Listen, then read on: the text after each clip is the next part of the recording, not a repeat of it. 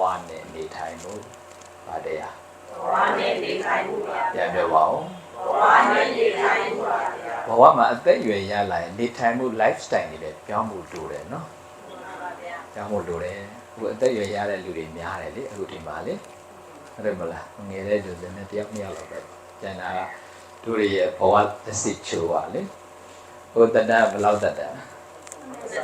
95တခါကြီးတက်ဘယ်လောက်ရှိတယ်ကို64 85တဲ့64နှုတ်ဘယ်လောက်ကျန်ဟမ်17နှစ်ကဲဒီစမ်း63ကကုန်သက်ဖြစ်သွားနော်ကုန်သက်ဖြစ်ကျန်တက်ကဘယ်လောက်17နှစ်ပဲဒါတော့မသိကြဘူး it's not sure ဆရာတော်က51ထဲရောက်ပြီလေ95နှစ်ထဲ51နှုတ်ဘယ်လောက်ကျန်24ပဲကျန်နော်မသိကြဘူးလေဆရာတော်ဘယ်လောက်နေရမလဲဆိုရင်24ပဲနော်ငါစိတ်တက်ကြအောင်မပြောနဲ့ပို့တက်တဲ့အရာပြောမှဆိုရင်တော့ရှေ့ကကုန်သွားပြီကျန်တက်က24ဆိုဘဝရဲ့သူကနောက်ဆုံးအရွယ်ရောက်သွားနော်95ကို3ပိုင်းခွဲလိုက်ရင်အစိတ်စီပဲလေဟုတ်တယ်မလားဒုတိယအရွယ်တတိယအရွယ်ရောက်သွားပြီဒီမှာတချို့ကဒုတိယအရွယ်လေးရောက်သွားတယ်နော်ကလေးတွေဆိုပထမအရွယ်ပေါ့အဲ့တော့အရွယ်တိုင်းမှာသူကလည်းတရားလေးတွေတွဲပြီးနေမှာဘဝအဆင်ပြေတာဆိုတော့တို့တွေအသက်အရွယ်ရလာ lifestyle ကိုပြောင်းဖို့လိုတယ်နော်ဘဝနေထိုင်မှုပြောင်းဖို့လိုလားမလိုလားအဲ့တော့ဘဝနဲ့နေထိုင်မှုရဲ့ခေါင်းစဉ်လေးပြပါတယ်အဲ့တော့ဘဝနေထိုင်မှုပြောင်းဖို့ဆိုရင်ဘုံဘဝအချက်3ချက်ကို highlight လုပ်ပြီးပြောပေးပါမယ်နံပါတ်1ဘဝနေထိုင်မှုပြောင်းဖို့နံပါတ်1အသက်အရွယ်ရလာအရွယ်တစ်ခုရလာရင်အကြိုက်တွေနောက်ကိုမလိုက်ပါတော့နဲ့နော်အကြိုက်တွေနောက်ကိုသိမလိုက်နဲ့နံပါတ်1ကဘာလို့အကြိုက်တွေနောက်ကိုသိမလိုက်ပါပြန်ပြောပါအကြိုက်တွေနောက်ကိုသိမလိုက် lifestyle ပြောင်းဖို့ဆိုရင်နံပါတ်1ကြိုက်တာတွေနောက်ကိုသိမလိုက်ပါနဲ့နော်နံပါတ်2ကတန်ရောစင်တွေကိုလျှော့ပါနံပါတ်2ကတန်ရောစင်တွေကိုလျှော့ပါနံပါတ်3ကတရားနဲ့နေပါနံပါတ်3ကတရားနဲ့နေပါအဲ့ဒါအရေးကြီးတဲ့ချက်ပဲအဲ့ဒါ highlight လုပ်ပြီးပြောပါမယ်နော်ပြန်ပြောမယ်အသက်အရွယ်ရလာရင်ကြိုက်တာတွေနောက်ကိုသိမလိုက်ပါနဲ့တန်ရောစင်ကိုတန်တန်မလျှော့ပါနံပါတ်3ကတရားတစ်ခုနဲ့နေနိုင်အောင်ကြိုးစားပါနော်အဲ့ဒါဆိုတော့ပြောမယ်ဆိုရင်ဘဝနဲ့နေထိုင်မှုခေါင်းစဉ်မှာဘဝဆိုတာဘာလဲ what is the meaning of life ဘဝဆိုတာဘာလဲကဲဘဝဆိုတာဘာလဲပြော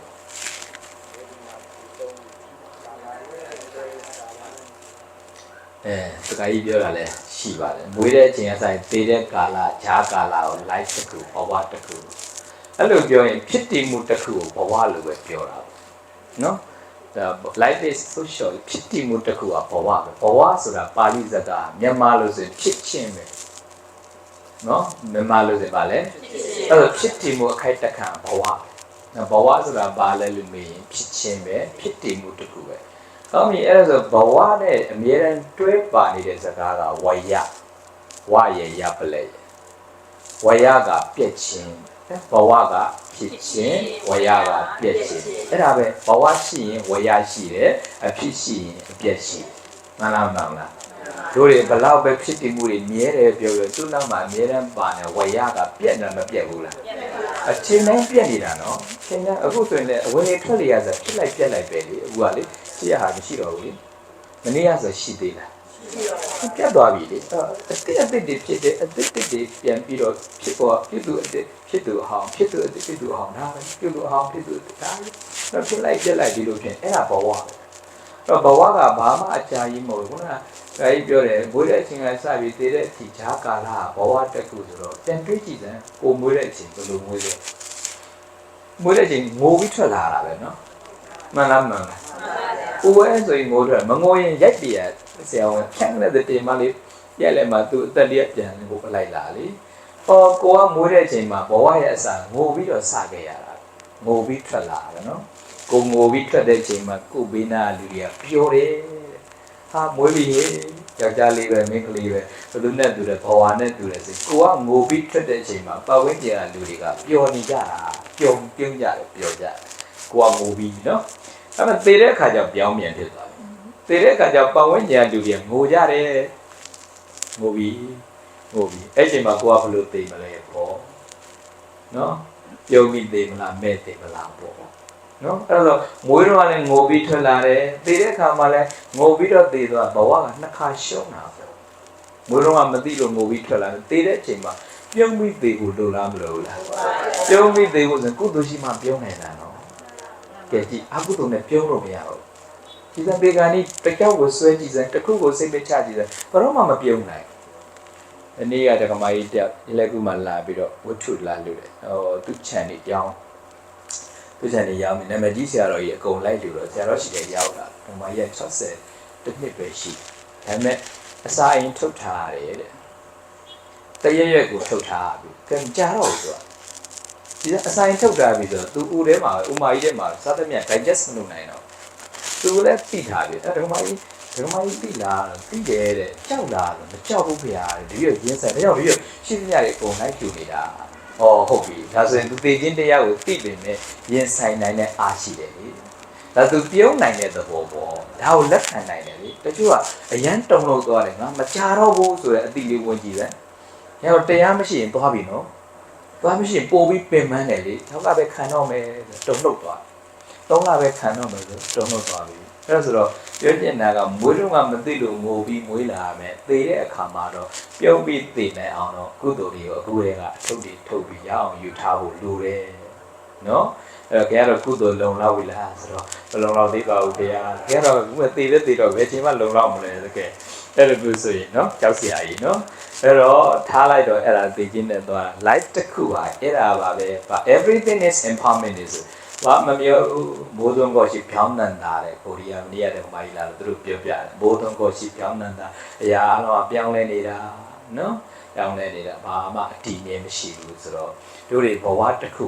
ကိုဘဝ style life style တွေပြောင်းမယ်ဆိုနံပါတ်1အကြိုက်တွေနောက်ကိုမလိုက်နဲ့တို့တွေအကြိုက်တွေနောက်သိမ့်လိုက်တာလေအကြိုက်လို့ပြောရင်မျက်စိနဲ့ကြိုက်တာတွေနောက်ကိုလိုက်တယ်မျက်စိကြိုက်တာလေးကိုကြိုက်တဲ့အစင်းလေးကိုပဲမြင်နေတာကြိုက်တဲ့အယောင်လေးကိုပဲမြင်နေတာအဲ့ဒါမျက်စိနဲ့ပတ်ပြီးအကြိုက်လိုက်တယ်ခေါ်တယ်နော်အဲ့ဒါအကြိုက်တွေမျက်စိဒီအစင်းမှမဟုတ်ရင်မလိုချင်ဘူးဆိုတဲ့စီစာကြောင်တာတွေရှော့ဖို့ပြောတာဒါလေးမှဒီလူမှဒီဘာပဲမြင်ကျင်နေတဲ့ဒီစက္ခုပတာဒနဲ့မျက်စိနဲ့ကြိုက်တဲ့အာယုန်တွေနောက်ကိုလိုက်တာတွေရှော့ဖို့ပြောတာအကြိုက်တွေနောက်မလိုက်နဲ့ကာမဂုဏ်အာယုံဆိုအဲ့ဒါပြောတာလေအာယုံ၅ပါးကာမဂုဏ်တရားလေအဲ့လိုပဲနားနဲ့ကြိုက်တာတွေနောက်သိမ့်မလိုက်နဲ့ကျဲတော့နားတွေကလည်းလေကြိုက်တာတွေနောက်ကိုလိုက်တာလေကောင်းတဲ့အတန်လေးပဲကြားကျင်တယ်မကောင်းတဲ့အတန်ကြားရင်မကြားကျင်ဘူးတခြင်းတန်ကိုပဲကြားကျင်တယ်ကိုကြိုက်တခြင်းတန်မှာကိုကြိုက်တဲ့တခြင်းနဲ့မကြိုက်တဲ့ခြင်းရှိလားမရှိဘူးလားနားရဲ့အကြိုက်ကိုနောက်ကိုလိုက်တာကြည်စမ်းနားရဲ့အကြိုက်ကိုနောက်ကိုလိုက်တဲ့အခါကျတော့အဲ့ဒါကိုမကြိုက်တဲ့အတန်တွေကြားလာရင်ဆိုရင်အိမ်မှာလူကစိတ်ကမခံစားနိုင်တော့ခံစားနေတော့တကယ်တည်းကျတော့အတန်ပဲဗျသူကကို attachment ဝင်သွားလို့ဒါကြောင့်မြတ်စွာဘုရားကဒိဋ္ဌိဒိဋ္ဌမတ္တမြင်စေအခိုက်မှာပဲရက်နိုင်ရင်အစွဲမဝင်တော့ဒါအစင်းပဲရူပယုံနဲ့စကုပ္ပတာဒသွားတွေ့တော့မြင်စေရအစင်းရဲ့မြင်နိုင်တဲ့အကြည်ဓာတ်လေးသွားတွေ့လိုက်တော့မြင်သိစိတ်ဆိုစကုဝိညာဉ်စိတ်ဖြစ်တာလေအဲ့ဒါကိုမြင်တယ်လို့ခေါ်တာပဲအဲ့ဒီမှာအယောင်သွားတင်လိုက်တော့ဆွဲသွားတာဘယ်အယောင်လေးဘာလှလိုက်တာဒါအစွဲဝင်သွားအစွဲဝင်သွားရင်သူကကြိုက်တဲ့အယောင်ဆိုရင်လောဘဖြစ်သွားတယ်မကြိုက်တဲ့အယောင်ဆိုဒေါသဖြစ်တယ်ကြည်စမ်းအဲ့တော့ဒီမြင်ချင်းဒီဒိဋ္ဌိဒိဋ္ဌပဲမြင်စေအခိုက်မှာအယောင်လို့ပဲသိလိုက်အစွဲမပါဘူးဆိုရင်ဒါဆိုရင်အစိမ့်လို့ပဲသိလိုက်ရင် attachment မပါတော့ဘူးအဲ့ဒါဆိုရင်လောဘဒေါသဖြစ်စရာမရှိတော့ဘူးဒါကြောင့်မြတ်စွာဘုရားဒိဋ္ဌိဒိဋ္ဌပဲမြင်စေအခိုက်ပဲမှတ်လိုက်မြင်တယ်ပဲမှတ်လိုက်ပြီးသွားဘာအယောင်မှသွားမတဲ့အဲ့လိုပဲတုတ္တမတ္တသောတနားကြားတာအတန်ပဲကြားနေတာလေညတော့နားမကောင်းဘူးဆိုရင်ကြံမကြားနိုင်တော့အဲ့တော့ကြားရင်ကြားတယ်လို့ပဲမှတ်လိုက်ရကြားရင်ကြားတယ်ဆိုရင်အစွဲမပါတော့အဲ့ကြားတဲ့အတန်တော့ကိုလိုက်တော့လို့ကောင်းလိုက်တဲ့အတန်လေးဆွဲသွားရောမကောင်းတဲ့အတန်ဆိုရင်မကြိုက်တော့ဘူးအဲ့တော့လောဘဖြစ်လိုက်ဒေါသဖြစ်လိုက်အတန်တွေနောက်ကိုပါဒါနဲ့မျက်စိကြောင့်ဖြစ်တဲ့အကြိုက်နောက်ကိုသိမလိုက်နဲ့နားရဲ့အကြိုက်နောက်ကိုသိမလိုက်နဲ့ဒါကိုပြောဘုရားဆရာတော်ကြီးနှစ်ပါးရှိတယ်ငယ်ချင်းဆရာတော်ကြီးငယ်တဲ့စာသင်ပဲဆရာတော်ကြီးအရွယ်ရောက်လာတော့အဲ့မှာတပားကငယ်ချင်းတစ်ပါးကမျက်စိကွယ်တော့ကြီးမပြတ်ဆုံးတော့ငယ်ချင်းတစ်ပါးအားပေးတော့မျက်စိကွယ်နေတဲ့ဆရာတော်ကြီးကိုမျက်စိမြင်တဲ့ဆရာတော်ကြီးကသူ့ရဲ့စိတ်ကလေးတက်တာအောင်ဆိုတော့အားပေးတယ်ဘယ်လိုအားပေးလဲအရှင်ဘုရားလူညာကောင်းလိုက်တာဗျာ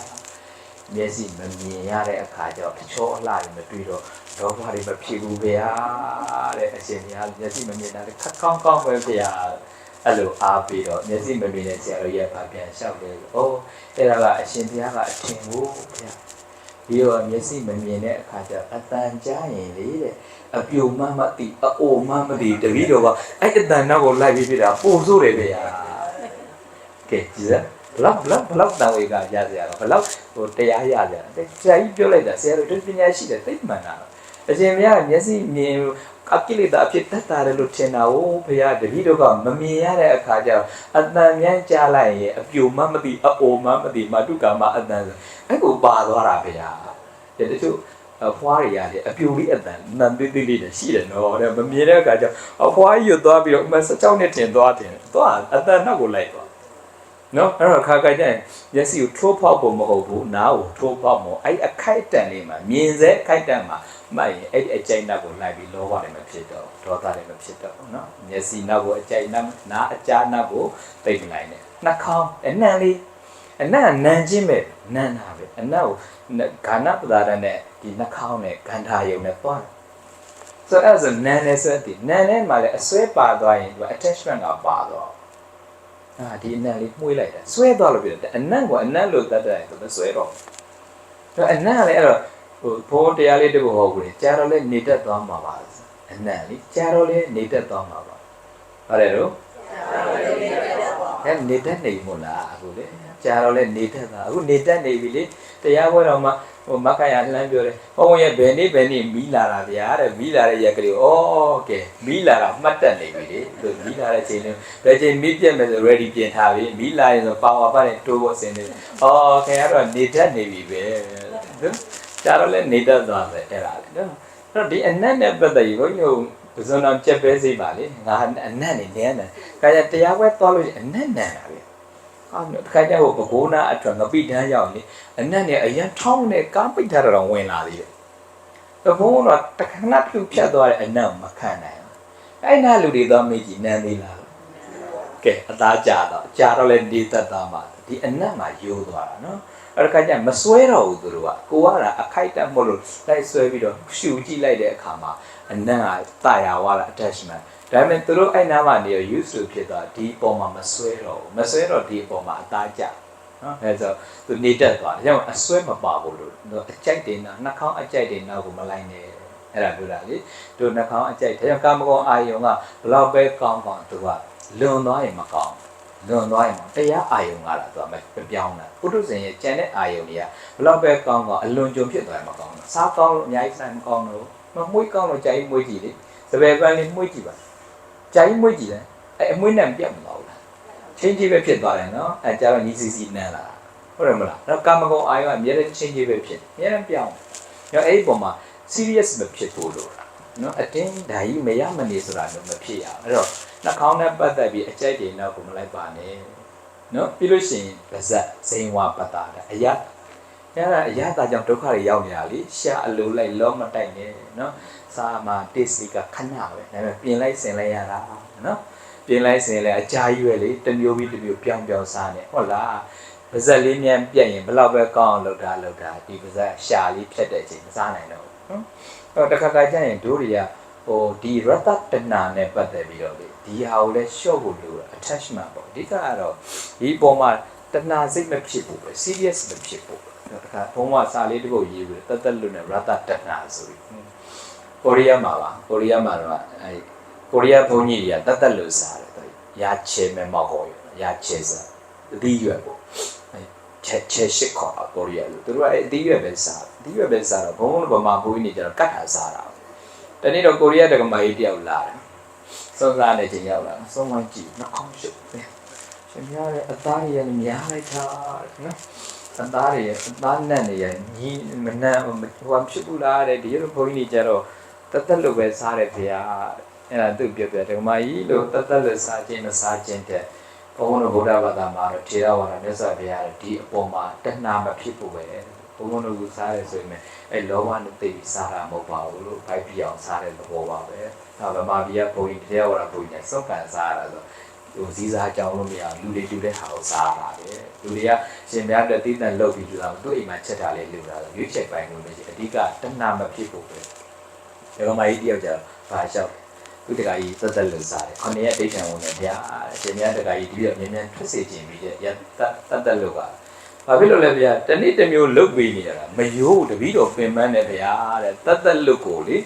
တစ်မျိုးပြီးတစ်မျိုးလုတ်တယ်ဒီကသူကစိတ်ကတိုးတယ်သူကြိုက်တာမဟုတ်အော်တတ်တက်လုတ်လားစားတာပြောတာလေအခုနောက်ပိုင်းကအသားတူတွေကြက်ပေါင်ပုံစံအတူတွေပဇွန်တုပ်ခွေးပုံစံအတူတွေခင်ဗျားတို့ကဘာထူးမှယတတနာလေပို့တော်လှုပ်ရှုပ်တာမရှုပ်ဘူးလားတတ်တက်လုတ်တော့စားပါတယ်လှုပ်လိုက်တာအော်အသားတူတွေနဲ့ဒီဟာကိုကြက်သားအမှတ်နဲ့စားနေတာဟုတ်ဗျာဟုတ်တယ်မလားကြက်ကြော် taste ပြအောင်လည်းလှုပ်ထားသေးတယ်လေအဲဒီပြောဆက်ပြောမယ်အရတတနာနဲ့ပတ်သက်တက္ကမတွေကဟိုတက္ကရီလိုဘီယာမတောက်ဘူးပေါ့အရင်မတောက်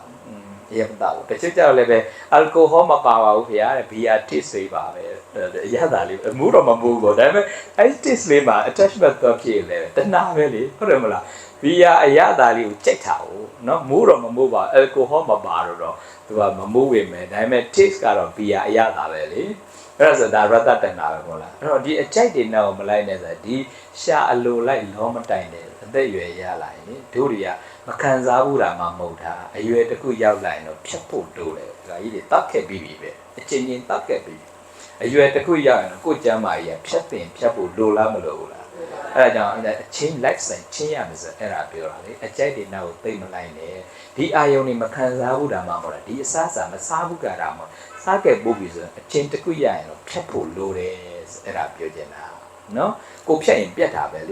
ေမရဘူးမရတာစိတ်ပါနော်အဲ့တော့အကြိုက်တဲ့နောက်မလိုက်နဲ့ဆိုတာအာယုံ၅ပါးကာမဂုဏ်တရားရဲ့နောက်မလိုက်နဲ့ရှာနဲ့ပတ်သက်ပြီးတော့ဒုက္ခအဖြစ်မခံနဲ့နောက်ကာယဖုဒ္ဓဘာအထီးအတွေ့နဲ့ပတ်သက်ပြီးတော့လေတိတ်ကြိုက်မလိုက်နဲ့အထီးတွေ့တယ်လူတွေကဖုဒ္ဓဘာအာယုံနုနုညံ့ညံ့လေးဝစ်ချင်တာဟုတ်နော်နုနုညံ့လေးဝစ်ချင်ကြတာလေဒီအသားလေးတော့ဝနုညံ့ဘုန်းကြီးတို့သင်္ကန်းနဲ့စီကြည့်တယ်နော်ဒီတစ်စုံဆို3သိန်းခွဲလောက်ရှိ3သိန်း6တောင်းလူတော့လည်းလူတာပဲလူတွေကလည်းဆရာတော်ကြိုက်တယ်ဆိုရင်ဒါအောင်ပဲလူတာလေအဲ့တို့ကဒါတွေဝိပါအများခက်ကြမ်းညက်တကောလည်းမဝစ်ချင်တော့ဘူးလေဟောတဲ့အာယုံနောက်ကိုလိုက်တာလေဆရာလေးတွေဝစ်စုံနေလေအဲ့လိုပဲဒါပေမဲ့သူတို့လူတာဆိုတော့ဘုံဘဝကြတော့ဘာလုပ်ရဆိုအကောင်းစားရေးလူတာများတယ်ဘုံကြီးကြတော့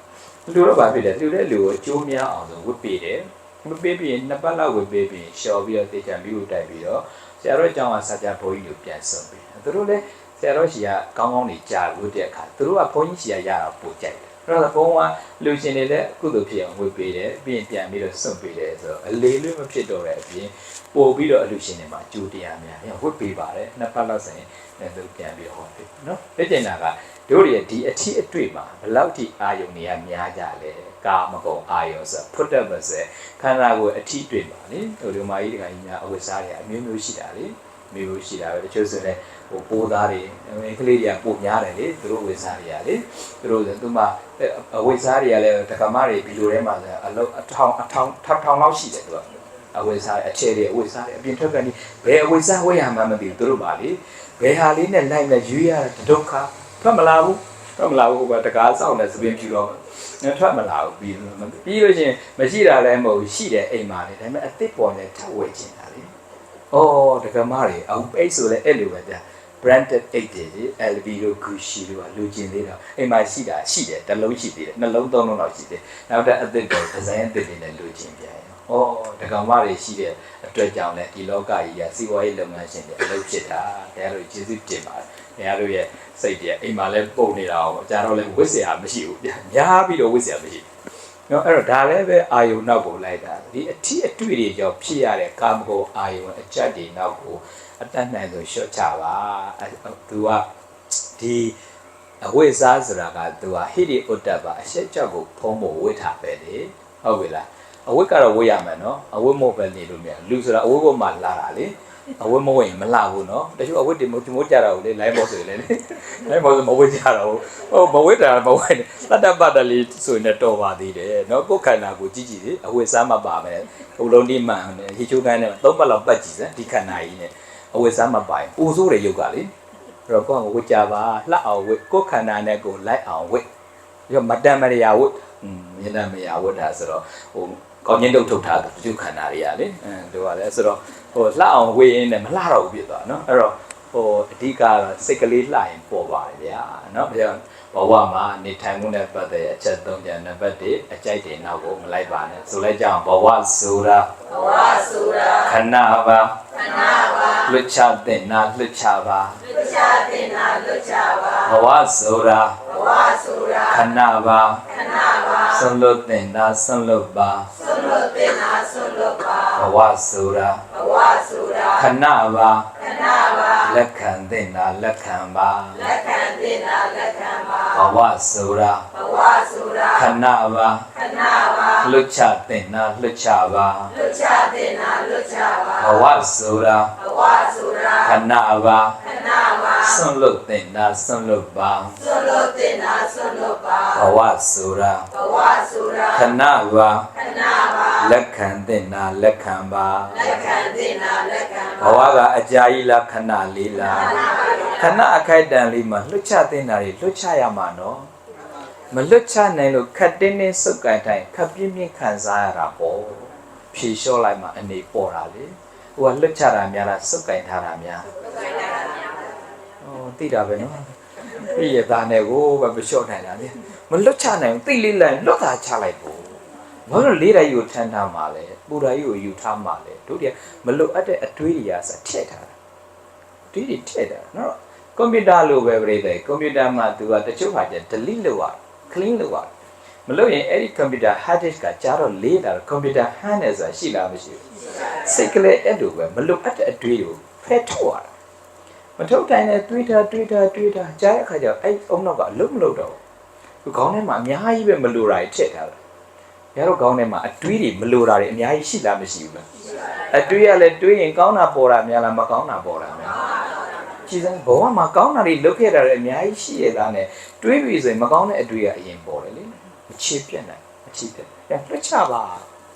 နော်လွတ်ချတဲ့တာလွတ်ချရမယ်ဆွလွတ်တဲ့တာဆွလွတ်ရမယ်လက်ခံတဲ့တာလက်ခံရမယ်အကောင်းမြင်တစ်ခါကျဘဝရဲ့နေထိုင်မှုနဲ့ပတ်သက်ပြီးအကြိုက်တွေနောက်ကိုမလိုက်နဲ့ဆိုတာကာမဂုဏ်အာယုန်နဲ့ပတ်သက်တဲ့အကြိုက်တွေနောက်ကိုလိုက်တာတွေရှော့ဖို့လိုလားမလိုလား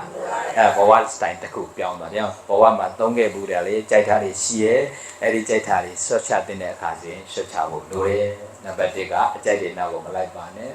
နံပါတ်2ကတန်ရုံးစဉ်တွေကိုရှော့ပါဘဝစတာ lifestyle ပြောင်းရင်ဘာရှော့အောင်လဲတန်ရုံးစဉ်တွေကိုရှော့ပါတန်ရုံးစဉ်လို့ပြောရင်ချစ်တာကိုပဲတန်ရုံးစဉ်လို့ထင်တာလူတွေကချစ်တာကိုပဲတန်ရုံးတကယ်ကြမုန်းတာလည်းပဲတန်ရုံးစဉ်နော်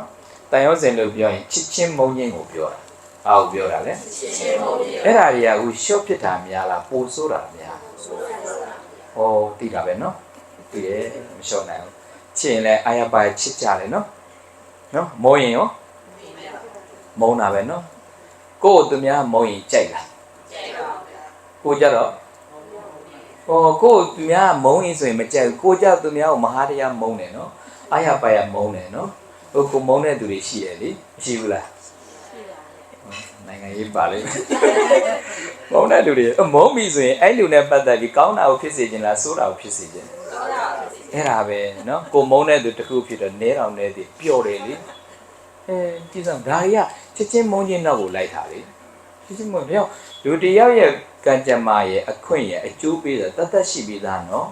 လူတိုင်းမှာသူ့ကံရဲ့သူ့အခွင့်ရဲ့သူ့အကျိုးပေးတာရှိလားမရှိဘူးလားအဲ့ဒါကိုကချစ်ချင်းမုန်းချင်းနဲ့သူ့ကံကို pressure ပေးလို့ရပါမလားမရဘူးနော်သူ့ကိုမုန်းလို့သူ့ကိုမြန်ဒုက္ခရောက်စေခြင်းနဲ့စိတ်ကသူ့ကံကိုကိုယ်ကံဖြစ်အောင်လုပ်တာပဲဒီစမ်းသူ့ကိုမုန်းလို့သူ့ကိုမြန်ဒုက္ခရောက်စေခြင်းနဲ့စိတ်ကသူ့ကံကိုကိုယ်ကံဖြစ်အောင်တွေးယူလိုက်တာပဲအဲ့ဒီအမုန်းစိတ်နဲ့တည်သွားရင်ကိုကအရင်သွားမှာကိုကအေးစေးပဲတတ်တရပဲဘာလို့ချစ်ချင်းမုန်းရင်လည်းလူတယောက်ရဲ့ကံတရားကို pressure ပေးလို့မရဘူးသူ့ကံရဲ့သူ့အကျိုးပေးရဲ့သူ့ခွင့်ရဲ့ဆိုတာတတ်ရှိလားမရှိဘူးလားအဲ့လိုပဲချစ်လို့ဆိုကြာဆန်းစေခြင်းလို့ရပါမလားတို့ချစ်တဲ့သူရှိတာကြာဆန်းစေခြင်းတာပဲဒါပေမဲ့မရဘူးသူ့အကြောင်းတရားတွေရှိတယ်လေဒါကြောင့်လူတယောက်ရဲ့ကံရဲ့အခွင့်ရဲ့အကျိုးပေးဆိုတာတတ်ရှိတဲ့သူကြောင့်သူ့ကံတရားရဲ့အကျိုးပေးကိုကသွားပြီးတော့ push လုပ်လို့မရဘူး pressure ပေးလို့မရဘူးသူ့အကြောင်းတရားနဲ့သူရှိလားမရှိဘူးလား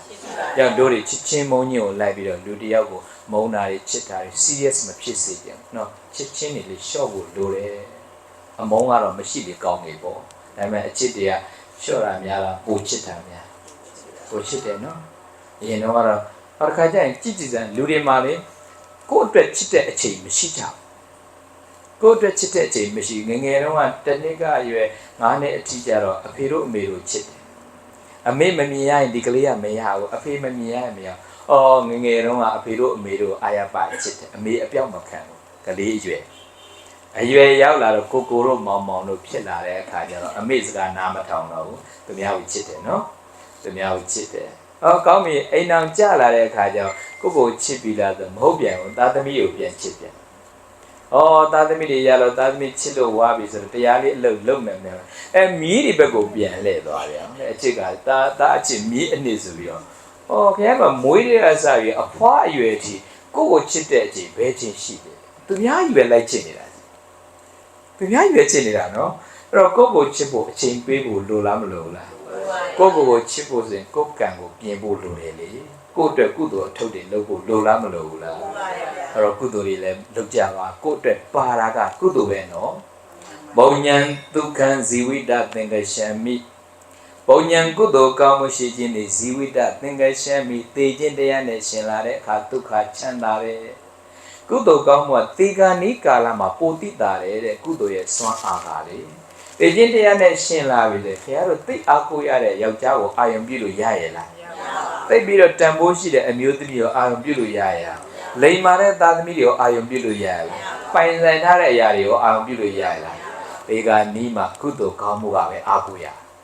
ငရင်လှုပ်တယ်အားလုံးထားခဲ့ရတာကြည်သားစကိုင်းပီလာကြီးဘာကုန်ပြူကြအဲ့မှာချမ်းသာလေးပါတဲ့စိတ်တတိတွေကြောက်တတိတွေအများကြီးဆရာဝန်တွေလည်းပါသွားကြည်သားအဲ့ချိန်မှာသူတို့အားကိုရတဲ့ရှင်ငွေပရမညာကြောက်တန်ယာတုဌာဏန္တရာတွေအားကိုရအစေမဟုတ်တော့ဘူးနော်အဲ့တော့တည်ခြင်းတရားနဲ့ရှင်လိုက်ကုသိုလ်ဟာအားကိုအဲ့လိုအပ်ရင်ချစ်တော့ချစ်ပါရှော့ချစ်ပါနော်အချစ်တွေရှော့ဖို့လိုတယ်လေအမုန်းနေရတော့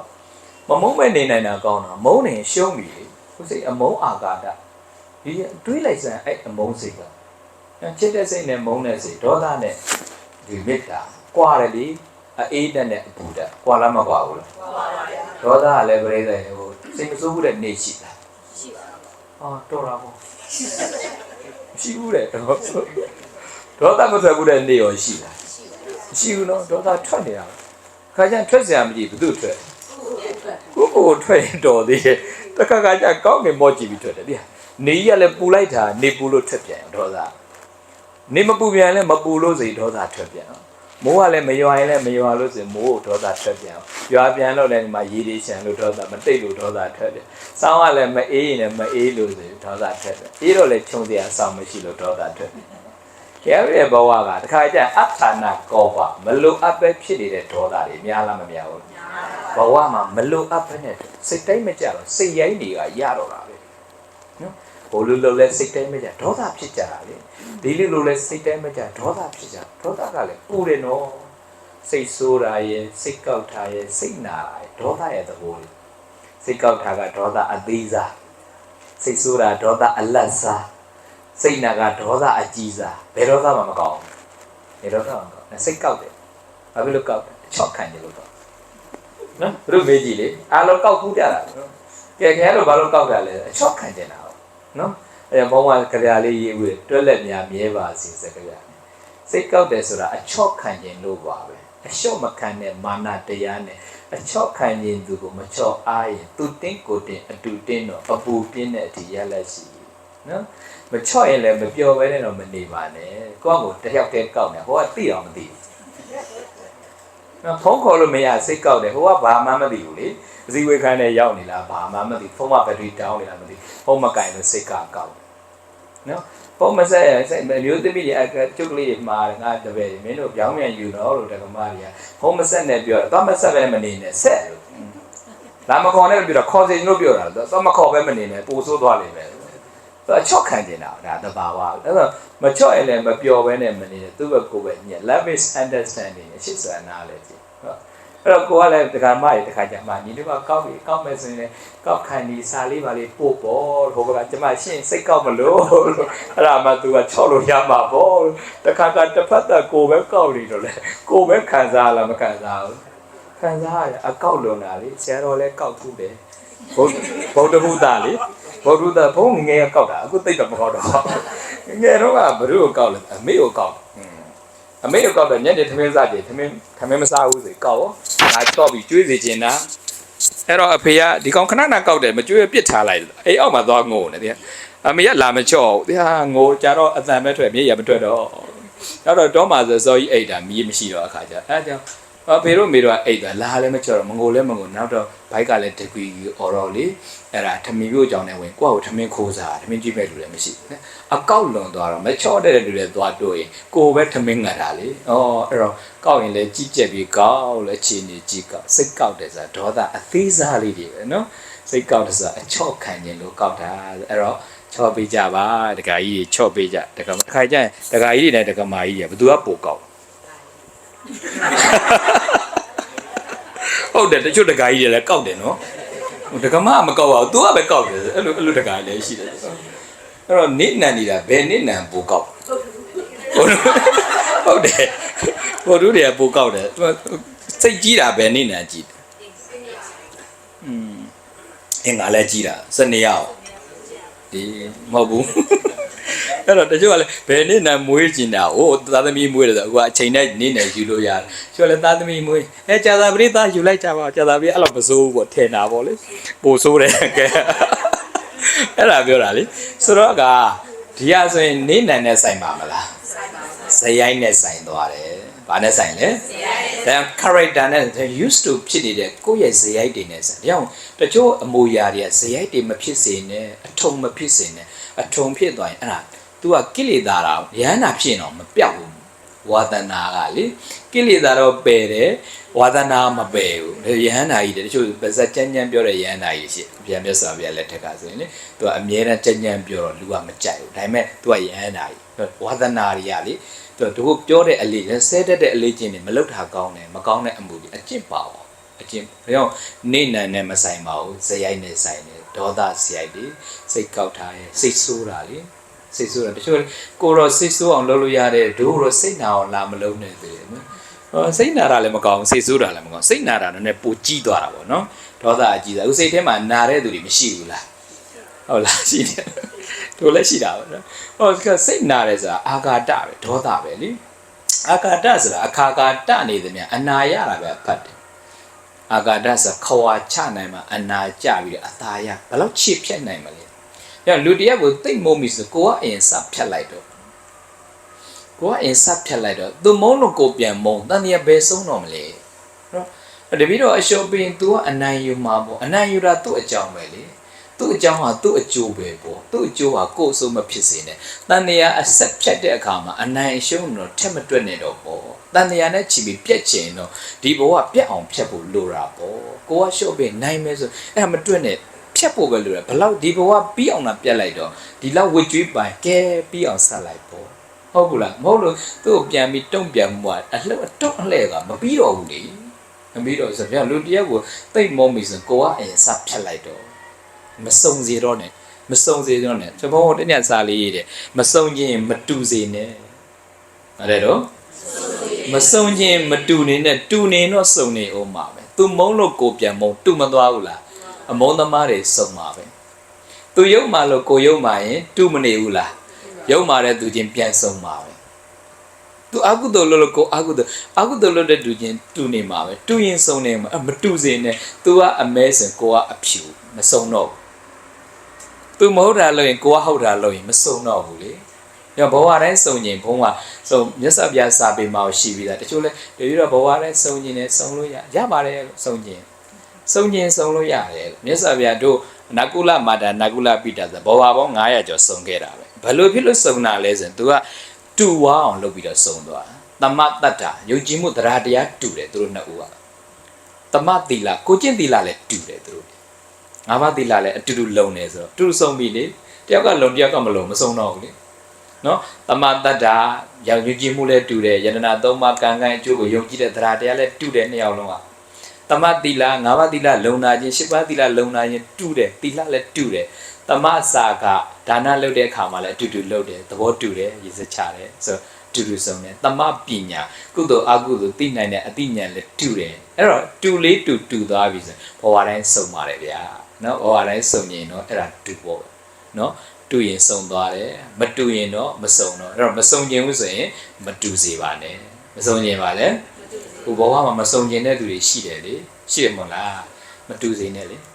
ဟုတ်တယ်မလားမတူစေနဲ့ပေါ့သူယုံမှရင်ကိုပြန်ယုံမှလို့မရဘူးအဲ့တော့သူယုံမှလို့ကိုပြန်မျိုးယုံမှရင်တူသွားပြီတူသွားရင်ပြန်စုံမှအတုံးလေလေ တုံးနေဆိုတော့မတူခြင်းမစုံခြင်းမတူစေနဲ့ဒါကြောင့်တို့တွေဘဝမှာချစ်ချင်းနဲ့မုန်းခြင်းနဲ့ရှော့ဖို့လိုလားမလိုလားချစ်ခဲ့ပြီးပြီပဲချစ်တော့ချစ်ပါရှော့ချစ်ပါမုန်းတော့မုန်းပါရှော့မုန်းပါမမုန်းမနေနဲ့အကောင်းဆုံးပေါ့နော်မုန်းတဲ့သူကရှုံးတာပဲလေနော်ဒါကြောင့်တန်အောင်စင်နေလဲရှော့ဖို့လိုလားမလိုဘူးလားဆိုဘဝဆိုတာခဏပါလွတ်ချတဲ့နာလွတ်ချပါဘဝဆိုတာခဏပါဆွလွတ်တဲ့နာဆွလွတ်ပါဘဝဆိုတာခဏပါလက်ခံတဲ့နာလက်ခံပါဘဝမှာလက်မခံနိုင်တဲ့စိတ်ကြီးကလည်းပင်မလားမပင်မလားဟောတရားလေးတဘူဟုတ်တယ်လက်ခံလိုက်ပါမခံစားပါနဲ့အဲ့ဒါတော့လက်ခံနိုင်အောင်ကြိုးစားတချို့ကလက်မခံနိုင်ဘူးဒါကြီးကိုလက်မခံတော့လိုက်ခံစားပင်မလားမပင်မဘူးတခါတခါပြဿနာတလောက်မကြည့်ဘူးခံစားချက်ကြည့်လို့ပြဿနာကြည့်တာလေငါမှဖြစ်ရကောင်းလားငါ့ကိုဒီလိုလွတ်သွားတယ်ဆိုတာကြီးမပြီးနိုင်မစီးနိုင်လက်ခံစားတာလေဒါကြီးကိုလက်ခံလိုက်တော့ဖြစ်ပြီးမှတော့အပြစ်ကြီးရမနေနဲ့ပေါ့ဖြစ်ပြီးသွားပြီပဲလေဒါကြီးကိုဖြစ်ရကောင်းလားတနှုံနှုံလိုက်ခံစားတော့ပြီးမှမပြီးသွားတာညကောင်းတာပဲလာဆိုးတာပဲလာဖြစ်တည်မှုအခိုက်တံပဲပြီးတော့လည်းပြီးသွားတယ်လက်ခံလိုက်ဒီလိုဆက်ဆံသွားတယ်ဆက်ဆံကောင်းလားဆိုလိုက်မခံစားနဲ့လက်ခံလိုက်ဒီလိုပြောသွားတယ်အဲ့စကလုံးဒီနောက်ကိုလိုက်မခံစားနဲ့လက်ခံလိုက်မခံစားညလက်ခံနိုင်တဲ့စိတ်ကတက်တာလက်မခံနိုင်လို့ဖြစ်ရတဲ့စိတ်ကြောင့်ပင်ပန်းတာလေဟုတ်တယ်မလားဒါကြောင့်ဘဝကအကြာကြီးမဟုတ်ဆိုဘသူကဘလို့ပဲပြုတ်မှုသွားလက်ခံနိုင်အောင်ကြိုးစားလိုက်ပြီးတော့မခံစားနဲ့ဆိုတော့တို့တွေဘဝတစ်ခု lifestyle ပြောင်းတဲ့အခါမှာနံပါတ်1ကြိုက်တဲ့အကြိုက်တွေနောက်ကိုသိမလိုက်ပါတော့နဲ့နံပါတ်2ချစ်ချင်းမောင်းခြင်းတိုင်အောင်စဉ်တွေလျှော့ပါနံပါတ်3ကအရေးကြီးတယ်ဘဝမှာအသက်အရွယ်ရလာတာပဲဖြစ်ဖြစ်မရသေးတာပဲဖြစ်ဖြစ်ဘဝမှာတရားလေးနဲ့တွဲပြီးနေတတ်ရမှာတရားနဲ့နေရမှာနော်တရားမပါလို့ရှင်မတရားတွေလာမှာလေဘဝမှာဖြည့်စေရကပြိဿတရားကလွယ်ပြီးတကယ်ပြေတာရှိရလားမရှိဘူးနော်တခြားအရာနဲ့သွားပြေစိတ်ညစ်လို့အရက်ကိုတောက်တယ်အရက်တောက်တော့သိစိတ်ညစ်တယ်ဒါပဲနော်ဒဲနေတာလေအကြောင်းရှာတော့ခေါင်းမှာခြားလေတကူပဲသိတယ်လောကကြီးမှာလေပတ်စံမရှိရင်မျက်နှာအမတန်ငဲဂုံတို့ငယ်တော့တချင်းလေတချင်းဆိုတာမဟုတ်ပါဘူးဒါအမှန်တရားပဲနော်ဟုတ်တယ်မလားတို့ငယ်တော့တချင်းကအဲ့လိုအဓိပ္ပာယ်ရှိတာလေစိတ်ညစ်ရက်တောက်တဲ့ဂုံနေပဲဒီခေတ်တချင်းတွေကဘာတွေမှမသိကောင်မရင်ညီးပဲဘာမှလည်းမသိဘူးငါလည်းခင်ဗျမောင်လေးစားအကိုကြီးစားအာရဘာတွေစားခိုင်းနေမှာတချင်းကလည်းဘာယူမှမသိဘူးတခြားစီပြောတာလေဒုက္ခကတချင်းတွေအဓိပ္ပာယ်ရှိတယ်နော်စိတ်ညစ်လို့ရက်ကိုတောက်တယ်ရက်တောက်တော့သိစိတ်ညစ်တယ်နော်စိတ်ညစ်တာဘာမပြေဘူးတဲ့ဒါကြောင့်ဖြေတကယ်ဖြေမယ်ဆိုရင်တရားနဲ့ဖြေမှပြေတာလေမှန်လားမမှန်လားအဲ့တော့တို့တွေဘဝမှာတရားလေးနဲ့တွဲပြီးတော့နေမယ်ဆိုအကောင်းဆုံးတော့လွတ်မြောက်မှုသွားရင်ခုနကဝိပဿနာလမ်းစဉ်ကတော့လွတ်လပ်ရေးကိုသွားတာပေါ့ဘဝရဲ့နိဗ္ဗာန်တွေသွားအဲ့ဒီမတိုင်ခင်တော့တို့တွေဘဝမှာဘလောက်ပဲအချိန်နေဆိုဘလောက်ပဲကံနေတရားလေးနဲ့တွဲပြီးနေဖို့ဆိုရင်တို့ပြိဿများဘဝမှာနှစ်ခုတော့အထူးလုပ်ပါနံပါတ်1ဗုဒ္ဓနုတ္တိနံပါတ်1ပါတော့ဗုဒ္ဓနုတ္တိနံပါတ်2ကမေတ္တာဘာဝနာနံပါတ်2ကမေတ္တာဘာဝနာအဲ့ဒါသမထတွေပဲဒီနှစ်ခုလုံးကသမထကမ္မထန်40အထိရှိတယ်နီးတွေရလေအဲ့တော့အဲ့နှစ်ခုကိုအထူးလုံးလိုက်လို့ရှိရင်နိဗ္ဗာန်မရခင်တော့မှဒီဘဝလေးမှာနေရတာအဆင်ပြေတယ်နေရဗုဒ္ဓနုတ္တိပွားကြည့်စမ်းဖခင်ရဲ့အားတွေကိုပွားပြီးယူလိုက်တာဗုဒ္ဓနုတ္တိပွားတယ်တချို့ကအရေးအတွက်များပွားခြင်းတဲ့ပွားတဲ့ခိုက်တံမှာအရဟံဂုဏ်တော်လေးပွားကြည့်စမ်းအရဟံကကိလေသာကင်းစင်တော်မူသောမြတ်စွာဘုရားကလောဘဘယ်တော့မှမဖြစ်တော့ဘူးလေတို့ဒီလောဘကြောင့်မူးနေယူနေဖခင်အာယုဖခင်ကလောဘမရှိတော့အေးချမ်းလိုက်တာအာယုလေးပြုလိုက်နော်ဒေါသမြတ်စွာဘုရားဒေါသမထွက်ဘူးမရှိတော့ဘူးလေမြတ်စွာဘုရားဒေါသမထွက်တို့တွေကြတော့ဒေါသနဲ့ပူလိုက်ရတာငါ့ကိုယ်တွင်ဒေါသဝင်ကဒေါသဝင်လာဒေါသမဖြစ်အောင်ဒေါသကင်းစင်ဖခင်ရှင်ကိုငါလည်းအာယုပြုပါတယ်ဒီလားဒေါသကင်းတဲ့မြတ်စွာဘုရားအာယုပြုလိုက်ကိုယ်စိတ်လေးကအေးချမ်းသွားအေးတက်ကိုပွားယူတာဗုဒ္ဓနုတ္တိပွားတယ်နော်အရဟံသိတိဘဂဝါရတာပဲတခုကိုပွားနေ repeated exercise လို့တခုကိုပွားရင်နဲ့စွမ်းအားတွေကတက်လာပွားရင်နဲ့စွမ်းအားတွေတွေ့လို့ရေအတွက်နဲ့ပွားလဲရပါတနေ့ကိုတစ်ခါကျရင်မလုတ်ဖြစ်တဲ့အတွက်ကြောင့် determine လုပ်ရတယ် determine ဝင်နေဆိုတာကိုယ်စိတ်ကကုသိုလ်ကောင်းမှုမလုတ်ချင်တဲ့အတွက်ကြောင့်လုတ်ဖြစ်အောင်9ရက်အတွင်းတော့ determine လေးဝင်မယ်ဘုံဆိုရင်အခုနောက်ပိုင်းတချို့တရားဓမ္မတွေအဲ့ determine လေးပြီးမ ဘာကိုပေးတယ်ဆိုအရဟံသိတ္တိဘဂဝါနော်အရဟံသိတ္တိဘဂဝါကိုရမခန္ဓာပေါင်း8400ပူဇော်တဲ့အနေနဲ့နော်အရဟံသိတ္တိဘဂဝါအရေးအတွက်8400ပြည့်အောင်ပရိစိတ်ခိုင်း9ရက်အတွင်းပြည့်အောင်စိတ်9ရက်အတွင်း8400ပြည့်ဖို့ဆိုရင်သူကတစ်နေ့ကို12000စနစ်9လီ84 14000လေအဲ့တော့တနေ့12000ဆိုဘုံမကိုယ်တိုင်စိတ်ကြည့်တာစိတ်ကြည့်တော့တနာရီဆို3000လောက်ရတယ်အရဟံသိတ္တိဘဂဝါအရဟံသိတ္တိဘဂဝါအရဟံသိတ္တိဘဂဝါတနာရီ3000လောက်ဆိုတော့တနေ့ကို4နာရီဆို3လေးလီ12ပေါ့3လေးလီ12ဆိုရင်သူက12000ပြည့်တယ်လေ12000 9ရက်ဝင်ကြည့်လိုက်အဲ့ဒါကစွန့်အားလေရွရွနေနှုတ်ကကိုလိုက်အရဟံသိတ္တိဘဂဝါအရဟံသိတ္တိဘဂဝါဟောကြည်စမ်းပါဝါတွေကတိုးလာပါဝါတွေကတိုးလာလူပြန်တော့ဗရမညာဥမောင်မောင်ကြားဘူးလားစေးတိုက်ကလေဘုန်းကြီးလူတွေအဲ့ဒါဆရာတော်ကြီးတစ်ဘက်ကသူ့ကိုဂုံတော်ပွားခိုင်းတယ်ဂုံတော်ပွားခိုင်းတော့သူလည်းပွားတယ်အရဟံဂုံတော်ပွားခိုင်းထားမှာတော့ဂုံတော်တစ်ခုပွားတယ်အဲ့ဒါတစ်ခါကြီးနဲ့ဆရာတော်ကစုံတော့တကပွားလားပွားပါတယ်ဗျာတဲ့မင်းပွားတာထီရောက်ပြီလားတဲ့အခုထိတော့မထူးကြသေးဘူးဗျာတဲ့ဆရာတော်ကြီးကတခါတွေးတော့သူ့ဘိုက်ကိုဆက်လိတ်တောက်တော့ဆက်လိတ်ကျန်တယ်မိနဲ့ထိုးအမလေးထအောင်ညာသေးဘူးတဲ့ဆက်ပွားတာနောက်တစ်ခေါက်ထပ်ဆုံပြီးတော့ဆရာကြီးကသူပွားပြည့်တယ်ဗျာတော်တော်ပွားတယ်ဗျာအေးစမ်းကြည့်မယ်ဆက်လိတ်မိနဲ့ထပ်ထိုးအဲ့ကြတော့အမလေးမော်တော့အရဟံသိတ္တိပါပါအရဟံစိတ်ထရောက်တော့ဒါဆိုရင်မင်းပေါက်ပြီတဲ့သိမကြောက်သူအဲ့ဒါအောင်မြင်သွားတယ်ဗရမ ्या စေတဲ့အောင်မြင်သွားတယ်ဆိုတော့ကစွန့်အားတွေကရောင်တဲ့အထီအောင်စွန့်အားတွေကအကျင့်ပါလာပြီဆိုရင်အဲ့ရတဲ့မှာဒီဂုံတော်တွေရောင်းနိုင်ပြီဆိုရင်ဗဇက်ကထွက်တဲ့တွေရောင်းနိုင်ပြီဆိုရင်အဲ့ဒါရဲ့အထုံကအားကောင်းလာပြီအားကောင်းပြီဆိုအကျိုးပေးခြင်းရောက်လာပြီဒါဂုံတော်ကကိုယ်ပြန်ဆောင်ရှောက်ဖရာကိုယ်ွယ်တကူးကျွယ်တယ်နော်အဲ့တော့ဘုံကြီးခြင်းဘုရားနုတိပွားပဲဘုံကြီးဖို့မရည်ရွယ်နဲ့ပွားပြီးယူလိုက်တာဘုရားရဲ့စွမ်းအားတွေကိုပွားပြီးယူလိုက်အဲကြောင့်တို့သမထကျင့်စဉ်တွေတို့ဗုဒ္ဓဘာသာတစ်ခုတည်းရှိတာမဟုတ်တခြားဘာသာဝင်တွေလည်းအကုန်ရှိတယ်သူနီးသူဟန်နဲ့ပွားနေတယ်တို့လည်းတို့ယုံကြည်ခြင်းနဲ့တို့အောင်မြင်နေတာပဲလေအဲ့တော့ဒါကသမထရဲ့ concentration meditation ဆိုတာဘာသာတိုင်းမှာရှိတယ်။တက်ပြီပါလေဘာသာကြားတွေရှိတယ်ဆိုတော့အဲ့ဒါပဲ။သူကဗုဒ္ဓဘာသာမှာနတ်ပြည်ရောက်တာဘာသာကြားတွေလည်းရှိတယ်နတ်ပြည်။သူလည်းကံလို့ရင်ဖြစ်တာ။သူလည်းအကုသိုလ်ရှောင်လိုက်ရောက်သွားတယ်။ဒါတော့ဒါပေမဲ့သူကအဲ့အကြောင်းတချို့နတ်ပြည်မှာလည်းနတ်သမင်စီဝေတရားတပတ်တကိစ္စဝိုင်းနေတချို့ဘာသာကြားနတ်တွေလာမနာဘူး။ဗုဒ္ဓဘာသာနတ်တွေပဲနာ။အဲ့လိုရှိ။ဆိုတော့နတ်ပြည်ကတော့ဘာသာကြားတွေလည်းရောင်းနိုင်တယ်တိုးတော့ဝိပဿနာကြတော့ဗုဒ္ဓဘာသာရဲ့ကျင့်စဉ်ဘုရားနည်းနဲ့တွားတဲ့အခါကျဝိပဿနာတကယ်လိုက်တဲ့အခါကျတော့မှသူကဗုဒ္ဓဘာသာရဲ့ကျင့်စဉ်ဘုရားရဲ့ကျင့်စဉ်ပြီးတော့ကာမတိလလုံးအောင်မယ်တရဏဂုံခံရမယ်အဲ့ဆိုအဲ့ကြတော့မှအပေါ် stage တွေရောက်အဉာဏ်စဉ်တစ်ဖြည်းတက်သွားပြီဝိပဿနာပိုင်းနဲ့နိဗ္ဗာန်ကိုမျက်မှောက်ပြုတာဆိုဝိပဿနာကြတော့ဒုဗုဒ္ဓဘာသာမှာပဲရှိကျန်တဲ့ဘာသာတွေတမထကတော့ရှိတယ်ဆိုတော့သူတို့လည်းပဲသူတို့ယုံကြည်မှုနဲ့ဧကကတစိတ်အာယုံတစ်ခုတည်းကိုထက်ကပွားများရင်သူတို့လည်းစွန့်အားရရောင်ချိုအာလာအလာအရှင်မြတ်အာယုံထာဝရဘုရားသခင်နော် God အာယုံပြုပြီးသူတို့လည်းပရိစိတ်ပရိတွေရှိတယ်ခရစ်ယာန်ဆိုတော့ဒါတွေကသူတို့ရဲ့ယုံကြည်မှုနဲ့ထက်ကလုပ်ရင်စွမ်းအားရှိတယ်တမထကဒိုးလဲရှိတယ်ဒိုးတွေအခုပြောတာကဗုဒ္ဓနုတ်တိကိုတမထကျင့်စဉ်လေအဲ့တော့အာယုံတစ်ခုကိုထက်ကပွားများရင်တမထတမာတိတွေအားကောင်းရင်အဲ့စွမ်းအားရှိပါတယ် mind power ဒိုးပါဆိုလုပ်ကြည့်ပါအရဟံသိတ္တိဘဂဝါဖြစ်ဖြစ်ဆိုတော့ဘယ်ဟာပဲလုပ်လို့ရတယ်ကိုရီးယားမှာဆိုတနည်းကိုရီးယားတက္ကမကြီးဘာလဲသူတို့ကကိုရီးယားလို့ဂွမ်ဆေးဘူစာသူကမြတ်စွာဘုရားရဲ့မေတော်သူကလို့တရားချစ်ချိန်ကိုချစ်ခိုးတာတော့ချိန်3000ဆမ်ချောင်းပဲဆိုအချိန်3000ချစ်ခိုးတာထားလိုက်ထိုင်လိုက်အဲ့လိုလုပ်ကြအဲ့ဒါလွတ်လာအဆင်ပြေလားပြေပါတယ်လို့လုပ်လို့ရတယ်တမထကတော့အဲ့ဒီလေရပါတယ်နမောအမိထောပေါ်ရတာပဲတခုဓက်ကပွားရတာဘာပဲဖြစ်ကိုကြီးစားနာမည်ခေါ်မောင်းကိုလည်းရတာပဲအာယုံပြုမှုကြတော့မတူဘူးကိုအာယုံပြုတဲ့တဏှာတွေရဖြစ်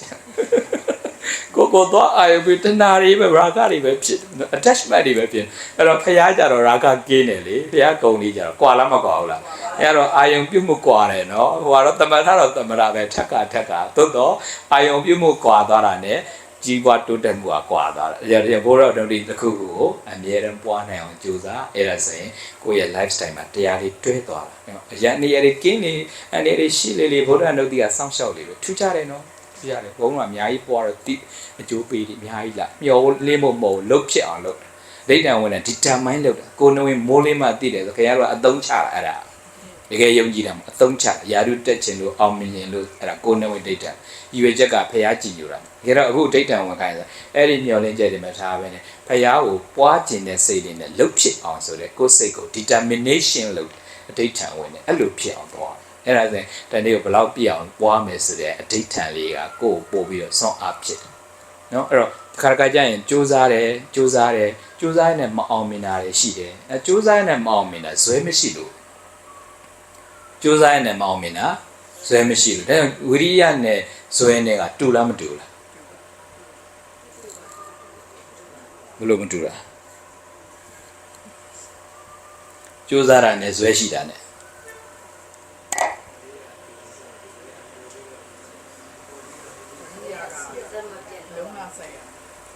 ဇွဲကြတော့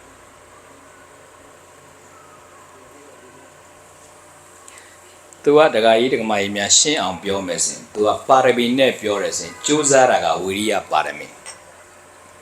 ဇွဲရှိတာအဋ္ဌာဏပါရမီလို့ခေါ်တယ်နော်ဇွဲကအဋ္ဌာဏမဖြစ်မနေလောက်အောင်မယ်ပြီးအောင်လောက်အောင်မယ်ပါရမီမြောက်တယ်အကြောင်းအဋ္ဌာဏဝင်ခိုင်းအဋ္ဌာဏပါဇွဲရှိတာလေမြတ်စွာဘုရားအဋ္ဌာဏပါဒီပလင်တရားမရမချင်းမထဘူးဆိုအဲ့ဒါအဋ္ဌာဏရောပါရမီနှစ်ခုမြောက်တယ်အောင်မြင်တဲ့အထိကြိုးစားရင်ဒကာကြီးဒီမှာလောက်တယ်အောင်မြင်မှုရအောင်မပြတ်အောင်မဖြစ်မထဘူးအဲ့ဒါအဋ္ဌာဏပါရမီနော်ကြိုးစားတာကဝိရိယပါရမီရောဝိရိယနဲ့အဋ္ဌာဏနဲ့တွဲမှထွတ်မြောက်တယ်အောင်မြင်မှုရနော်ဒါဟောကြိုးစားတာကရိုးရိုးဝိရိယပဲအဲ့ဒါကိုဇွဲကကြတော့အဋ္ဌာဏဖြစ်သွားပြီအဋ္ဌာဏပါရမီဇွဲရှိတယ်မရမချင်းမထဘူးအဋ္ဌာဏပါရမီနော်ပါရမီနှစ်ခုမြောက်တယ်နော်ရှင်းပြီနော်ကိုတို့တွေဘဝမှာကံလေးတွေချင်းချင်းပဲလုပ်ချင်တရားလေးနဲ့ဖြည့်ဖို့ဆိုရင်စောင်းအားတွေရှိဖို့အတွက်ဗုဒ္ဓနုစီတခုပွားဖို့လိုလားမလိုဘူးလားဘာလို့ပွားရမလဲမေးဂုံတော်ကိုးပွားထဲမှာကြိုက်တဲ့ဂုံတော်ပွားသူဟာနဲ့သူစောင်းအားရှိပြီ။ဒါဖရာရဲ့တရားတော်တွေကအကုန်လုံးစောင်းအားရှိတယ်။နမောတသလည်းစောင်းအားရှိတယ်။ချိုးတော်ဖြစ်ကြကြလေကျွတ်ဆရာမလို့မဟုတ်ဘူးကျွတ်လို့ရတယ်တော့။လွတ်မြောက်ခြင်းတာအကျင့်တရားနဲ့သွားရတာလေ။ဒီကာလမလွတ်မြောက်သေးရင်တော့ရွတ်တဲ့ဟာလေတမထကျင့်စဉ်နဲ့ပါလားမပါဘူးလားစောအားရှိတာပဲရွတ်လို့ရတယ်ဆိုရင်နမောတတဆွမ်းတာလားအရဟံသိတ္တိယဆွမ်းတာလားအဲ့လိုမဟုတ်အကျင့် repeated လုပ်ထားတဲ့စရဏကဆွမ်းတာတော့ပေါ့လားထက်ကလေ့ကျင့်တဲ့အဲ့ဒီပါဝါဆွမ်းတာဒီနမောတတတစ်ခေါက်လောက်နဲ့ပဲဆွမ်းတယ်နမောတတသူ့အတူရှိပြီသားဘုရားရှိခိုးတာပဲအဲ့ဒါကိုယုံကြည်နဲ့ထက်ကလေ့ကျင့်နေ့စဉ်ပွားများတဲ့စရဏကအကျိုးပေးတာစွမ်းနာနမောတတကဘုရားတရားမှန်တယ်ဒုရသရဏကိစ္စမဲ့ပါဠိတော်တွေမှန်တယ်ဒါပေမဲ့အဲ့ဒါကို base ထားပြီးတော့ကြင့်ကြံမှုကပို့ပြီးတော့အကျိုးတရားကိုစွမ်းအားကိုဖြစ်စေတာဖြစ်တဲ့ကြောင့်ဘာကိုပဲခင်ဗျားတို့ပွားပါစေကျင့်ပါစေဒီကဇွဲရှိနဲ့မှန်နဲ့ခိုင်မြဲရရင်အကျိုးကသူ့အတူပေးပါလိမ့်မယ်အကျိုးပေးတာမှာကံရဲ့အလုပ်လုပ်ရမှာကိုယ့်ရဲ့အလုပ်ကြိုးစားမှာကိုယ့်ရဲ့အလုပ်ကိုယ့်အလုပ်ကိုကောင်းအောင်လုပ်ရင်အခွင့်အရေးအချိန်တန်အကျိုးကပြီးမှာပဲတော့ပါပြီလားဒါကြောင့်ဘဝမှာလောကရန်အမျိုးမျိုးလာတဲ့အခါမှာလောကရန်ကြီးကြော်လွှားနိုင်ဖို့အတွက်နံပါတ်1ဗုဒ္ဓနုတိတစ်ခုကိုပွားပါနော်နံပါတ်2ကမေတ္တာကမ္မထံမေတ္တာဘာဝနာလည်းလိုတယ်နော်တို့ဒီမေတ္တာတွေနည်းနေရလေအခုကလူတွေကမေတ္တာတွေနည်းကုန်လားမနည်းကုန်လားမေတ္တာတွေနည်းသွားရင်ဘာတွေအစားထိုးဒေါသတွေလူတွေဒေါသတားကြည့်တယ်နော်ကြည်လားမကြည့်ဘူးလားလူတွေပဲလားဆိုဘုန်းကြီးလည်းကြည်တာပဲပုထုဇဉ်တွေလေနော်ပုထုဇဉ်နဲ့ကြည်တာပဲဗျအကျဟုတ်လူတွေရောဘုန်းကြီးတွေတလောကလုံးဒေါသတွေကြည်စားအရင်လိုသိမခံနိုင်တော့အရင်တော့ဆိုသိခံနိုင်တယ်လမ်းမှာဝင်တိုက်တော့ sorry no တောင်းမှန်နဲ့အရင်တော့ကလေအခုကျတော့ဝင်တိုက်သွားရင်မတောင်းမှဘူးမျက်တောင်းနေနေကြည့်မင်းကဘာကောင်းလဲငါဘာကောင်းလဲချမယ်ဆိုလာတက်သွားတာကြီးသိမခံနိုင်စကလုံးတစ်လုံးနဲ့သိမခံနိုင်ဒေါသတွေအားကြီးကုန်လားအကြီးကုန်လားဩဒေါသကပျက်စီးရအောင်ဒေါသတွေများတော့ပျက်စီးသွားလောကကြီးပျက်စီးအောင်လုပ်မယ်ဖြစ်စီးတယ်ကျဒို့တိုင်ငံနေမဟုတ်ကဘာနဲ့ချီပြီးတော့ချနေကြတာလေယူကရိန်းတို့ကကျွန်မတရုတ်နဲ့မှဂျပန်နဲ့တော့တင်းမာတယ်နောက်ဆုံးတော့တတိယကဘာစီပြင်အကုန်လုံးသွားမှာဗျာလူတွေရဲ့ဖန်တီးမှုကအကုန်လုံးကိုပျက်စီးဖို့အကြောင်းလေသိပ္ပံပညာရဲ့ထွန်းကားမှုကကောင်းတဲ့နေရာမှာကောင်းတယ်ဆိုးတဲ့နေရာမှာရဒီဟာလေးတစ်ခုရတယ်အမုတ်ကျိတ်လို့ရလားမရဘူးလားတို့တွေကပစိုးကြုံနဲ့လက်တီးပြနေတာနဲ့တကယ်မလုပ်ချင်လို့နော်လုပ်ဖို့မတန်လို့မလုပ်တာလုပ်ချင်လေမှတ်ပုံနဲ့လာလို့ရတယ်ဒီနေရာလေးဘယ်လိုရှိပါလဲအဲ့ကိုရအောင်ချပေးပါဆိုမလေးဘဲချင်းတော့အစားအစာရှာလို့မရဘူးနော်တိတ်ပြီးတော့ မကြဲရနဲ့လို့နော်ဆရာတော်ကြီးဆုံးမတယ်လို့ပဲပစိုးကြီးဆရာတော်ကြီးဆုံးမသူစာတင်သားတွေဆိုမင်းတို့ကောင်ကြီးကကြဲတဲ့ဟာမကြဲဘူးမကြဲတဲ့ဟာသွားကြဲတယ်ကျဲတဲ့အမြင်ကြတော့မကျဲဘူးတဲ့မကျဲတဲ့အောက်ကဟာတော့မင်းတို့သွားကျဲတယ်ဆရာတော်ကြီးကပြောတာနော်ဟုတ်ပါတခါခါကျရင်အောက်ကဟာကျဲနေတာရများတယ်နော်မင်းတို့ကပါဇက်ပေါက်နဲ့ဖင်ကောင်းနဲ့လွဲနေကြတာဆိုအဲ့လိုရှိဆရာတော်ကြီးကပြောတာလေအဲ့တော့မကျဲတဲ့ဟာသွားကျဲတယ်လို့မရဘူးတို့တကယ်တကဘာလုံးနဲ့ချင်မလုတ်ချင်တော့နော်တော့ပေါ့လားအဲ့တော့တို့တွေကရံမများတာကောင်းတာပေါ့ဟုတ်တယ်မလားရံများရင်အကုန်လုံးကမငြိမ်းချမ်းတော့ဘူးလေဒီလောကလုံးမငြိမ်းချမ်းဘူးလေတို့တိုင်းပြည်ရလေခစ်ကဘုန်းကြီးကလူကဘလူးခစ်နော်ဘုန်းကြီးကလူကဘလူးဘုန်းကြီးကလူစိတ်တွေပေါက်နေရလေဘုန်းကြီးတွေဖြစ်ဘုန်းကြီးတွေတွေ့ပါလေလူစိတ်တွေတက်ကြွတာအတင်းမနေ့ကဘုန်းကြီးတွေဩဝါဒပေးနေအဲ့ဒါပြောတယ်တပည့်တော်တို့ကသူများလှူထားတဲ့ဘာတွေအလှခံပြီးတော့ဘာဖြစ်လို့ကြွားကြွားပါချစ်ဖို့ကြီးနေ iPhone တွေရှောက်တင်တာလေးစီးပြီးရောင်နေကိုလေအဲ့တော့ခါကြရင်လေဘေးလူတွေကတာတို့မခေါ်ဘူးလေအဲ့ဒါဘုန်းကြီးငတ်နေတဲ့အချိန်မှာဘုန်းကြီးကြွားတယ်ဆိုအပြစ်တွေဖြစ်ကုန်မလုပ်ပါနဲ့လက်လာပါတွေမှာလိုက်ပြီးတော့နေလို့ရှင်လေမြတ်စွာဘုရားကရှင်ဒေဝရတ်ကိုမိန့်တာရှင်ဒေဝရတ်ကရှင်မြတ်ပင်မမှာတဲ့သံဃာပရိသတ်တပည့်တော်တွဲပါဘုရားတဲ့ဂျန်နဲ့စီမံခံကိုတပည့်တော်လှုပ်ပါမယ်ဘုရားဆိုရှင်ဒေဝရတ်မြတ်စွာဘုရားသွားတောင်းဆိုတော့မြတ်စွာဘုရားကရှင်ဒေဝရတ်တဲ့ငါရှင်ကသူများထွေးတဲ့တတွေးကိုမျိုးကျင်နေတာပဲဘုရားကလေသူများထွေးတဲ့တတွေးကိုမျိုးကျင်နေတာပဲသူများလှူတဲ့လက်လာပါးတွေပေါ်မှာဒုရိယာမောက်မိုင်သူများထွေးတဲ့တတွေးကိုမျိုးတာပဲနော်အဲ့တော့ဘုန်းကြီးကလူစိတ်တွေပေါက်နေတယ်ဘုန်းကြီးကလူကဘလူးဟုတ်တယ်လို့လူတွေကဘာစိတ်တွေပေါက်ဘလူးစိတ်တွေပေါက်နေနော်မရဘူးနော်လာတတ်တာနော်လူတွေကလေဟိုခိုးเจ้าမှာခိုးတယ်နော်ခိုးတာမှာရဲဆက်ဆက်ခိုးတယ်ဘုံเจ้าကဆိုအဲကွန်းတွေကိုအောက်တိုးတွေလာဖြုတ်သွားတယ်ကြီးเจ้าပဲယူသွားအဲ့တော့ဖြုတ်လို့ဆိုတန်ပန်းနဲ့တန်ဖြတ်လွှတ်တယ်လာဖြတ်ဒုတိယအကြိမ်ခိုးအဲ့ဒါတော့တခိုးအမားမို့ငါအမားလို့ခိုးမှန်းတည်းထက်လောက်တာအဲ့တော့ဘုန်းကြီးရောက်လည်းမထားတော့ခိုးနေတာတည်းသွားပြောလို့မရဘူးသူတို့ကလူမိုက်တွေမလုံရဲတာဘာမှမရှိဘူးဆိုတဲ့ကောင်းတယ်ဟုတ်တယ်မလားမလုံရဲတာဘာမှမရှိဘူးဆိုတဲ့လူတွေအဲ့ဒါဆိုတော့လာတတ်သွားမှလေကိုလေအဲ့ဒါဆိုတော့သူတို့ပြန်ကြောက်နေရခေအဲ့တော့ကိုချံကိုပဲလုံအောင်လုပ်ကြဘလူးခစ်ဖြစ်နေအကုန်လူသားစားဖို့လေဘုန်းဘုန်းကြီးကလူကဘလူးဘုန်းကြီးကကိုယ့်အကုန်ဘုန်းကြီးဆိုတော့ဖြေရဘုန်းကြီးကလူဆိုတော့ငါကတော့လူအစင်းလောက်တော့ရှိသေးတယ်ငါတို့ဘုန်းကြီးကလူအစင်းလောက်လူတွေကဘလူးတွေဖြစ်နေဟိုဘလူးတွေရှိတို့တရားလာဟောတာလေအဲ့တော့အစွဲတွေလည်းထွက်လာမှကြည့်ကြလို့ဘလူးတွေရှိတရားလာဟောနေရတယ်အဲ့တော့ဆိုတော့မေတ္တာတွေအားနေသွားရင်အပူလိုင်းနေနဲ့ငြိမ်းချမ်းမှုမရနိုင်တော့ဘူးဆိုတော့တို့တွေမေတ္တာစိတ်ကလေးနဲ့ကိုယ့်အကိုအေးချမ်းအောင်နေဖို့လိုလားမလိုလားမေတ္တာပွားကြည့်စမ်းမေတ္တာပွားကြည့်ပွားရဲဆိုတာ तू ကဝိจิตတိုင်းလုံးစုံများသောတတ္တဝါချမ်းသာကိုယ်စိတ်မြဲပါစေပါဇက်ကအတန်ပြဲအော်လက်ကချမ်းဖြန်းကနေကျင်ပိတ်ရိုက်တဲ့မေတ္တာမျိုးကြတော့မေတ္တာမထီရောက်ဘူးလေကျိုးကလည်းအတန်ပြဲနဲ့အော်တယ်နော်ကြွက်ကလေးဖြတ်ပြီးချစ်စီမုံနဲ့ကောက်ပါလို့ဆိုမြတ်စွာတတ္တထောက်ဆိုလုပ်လိုက်တယ်အဲ့ဒါရှိတယ်တချို့လည်းမေတ္တာတွေပို့တယ်လုံးစုံများစွာတတ္တဝါအိမ်နောက်ဖေးကကိုတာကြီးမပါဘူးဆိုမရပြန်မေတ္တာရဲ့ဆိုတာအဲ့လိုခွဲခြားရေးပို့လို့မရဘူးနော်အဲ့တော့မေတ္တာပို့ရမယ်မေတ္တာကိုအာယုံပြုရပို့ရဆိုရင်ဘယ်လိုပို့ရမလဲကိုယ့်ကိုအရင်ကိုအရင်ပို့ရရန်သူအရင်ပို့ရင်ဒေါသပို့တွန်းမို့ကိုကျွန်ုပ်ဒီဘေးရန်ကင်းပါစေချမ်းသာပါစေချမ်းသာပါစေကိုယ့်ကိုအာယုံကိုစိတ်ကလေးကကိုအေးချမ်းတယ်အဲ့လိုပဲကိုအေးချမ်းနေတယ်လို့ချမ်းတယ်လို့ကိုချစ်တဲ့ဒုတိယကြကိုချစ်တဲ့သူကိုပို့ရကိုရဲ့အတိုင်းဝိုင်းပွားအမေကိုပို့မယ်အဖေကိုပို့ရင်လည်းဝိจิตတဲ့ညလို့အမေကိုပို့မယ်ဆိုအမေမျက်နှာလေးမြင်အောင်ကြည့်အမေတကယ်ကြီးပွားပါစေချမ်းသာပါစေဘေးရန်ကင်းပါစေအမေကအဲ့ဒါကိုရအဲ့မေတ္တာဘလောက်ဝေးအမေရိကကိုလှမ်းပို့လို့ရလားမရဘူးလားရတာပေါ့အာယုံပြုတ်နိုင်ဘူးအဲ့ရောက်ဟိုဘက်ကလည်း mind power telepathy နည်းနဲ့ဟိုဘက်ကလည်းခံစားကျိုးကမှဆရာတော်တပည့်တော်ဒီရက်ပိုင်းသတိရမှာပေါ့ငါပို့နေတာဟုတ်သူတို့လည်းဆိုရှင်ခင်ဗျားတို့ကကျုပ်ကိုသတိရပြီဆိုရင်ကျုပ်ကလည်းမေတ္တာပို့နေလို့ပဲသဘောပေါက်လိုက်တော့အဲ့တော့ခဏခဏသတိရပြီးမေတ္တာရမှာဆိုအဲ့လိုပေါ့မေတ္တာပေးတဲ့သူနဲ့ယူတဲ့သူကလည်းလက်ခံနိုင်မှရတာဟုတ်အာယုံပြုတ်အာယုံပြုတ်ပြီးပို့ရင်စွမ်းအားရှိတယ်လေအဖေကိုပို့အဖေမျက်နှာမြင်အဲ့တော့ချစ်တဲ့လူတွေကိုဒုတိယ second level နဲ့ပို့တတိယကြတော့မှမုန်းတဲ့သူအဲ့ဒါငြိမ်သွားပြီကိုယ်စိတ်လေးကနည်းနည်းလေးအထိုက်လောက်နူးညံ့စိတ်လေးရလာပြီအဲ့ကြရန်သူကိုပို့တော့ရန်သူပို့အဲ့တော့မုန်းတဲ့သူကြီးပို့ကြည့်ဒီဘက်ခင်ဗျားတို့အာယုံပြုတ်လိုက်တာနဲ့မြန်ဆိုတာကြီးကဘလို့မှမရောက်ဘူးဟုတ်ဘက်ကိုဟိုသူကအေးဆေးပဲအဲကွန်ခံတယ်နော်အဲ့တော့တို့ တို့ကမချေဖြတ်နိုင်တာလေတို့ကမချေဖြတ်နိုင်အဲ့ဒါဆိုတော့တို့မေတ္တာမရောက်ဘူးလေအာယုံပြုတိုင်းဒေါသမဟုတ်ဘူးမေတ္တာအာယုံပြုလိုက်တယ်မယ်ဒေါသမရှိတော့ဘူးသူ့တာမန်ချစ်ချင်းမုန်းချင်းမပါပဲအော်သူကြည့်ချက်တာပါစေကိုရန်သူအဲ့လိုထားနိုင်ပြီဆိုကိုမေတ္တာသူ့ရှိရောက်ဆရာတော်ကြီးတပါးကမင်းရန်သူမေတ္တာဘွားကကိုမေတ္တာသူ့ရှိဘယ်လောက်ရောက်လဲသိချင်လို့ရှိရင်တဲ့အဲ့ဒါဟိုပါပေါ့ဖလားတစ်ခုတည်းရေထက်ပြီးတဲ့အဲ့ရေမျက်နှာပြင်ကိုမုန်းတဲ့သူမျက်နှာအာယုံပြုမြင်အောင်ကြည့်သူ့မြင်တဲ့အချိန်မှာဒေါသထွက်သေးရဲ့ဆိုဒုမေတ္တာသူ့ရှိမရောက်သေးဘူး